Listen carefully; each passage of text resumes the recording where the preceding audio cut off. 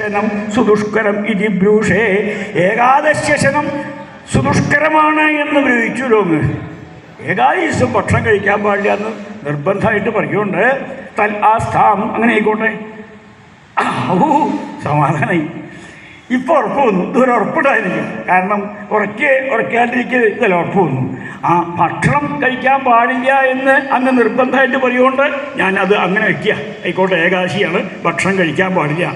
ആ സ്ഥാം പുന.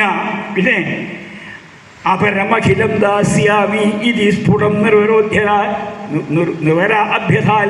അപരമായിട്ടുള്ള അഖിലതും ഞാൻ തരാമെന്ന് നൃപൻ അഭിധാനം ചെയ്യേണ്ടല്ലോ. കുറച്ചു മുമ്പേ ഇതൊഴിച്ച് ഈ ലോകത്തിങ്കിൽ എന്ത് വേണമെങ്കിൽ നിനക്ക് തരാം.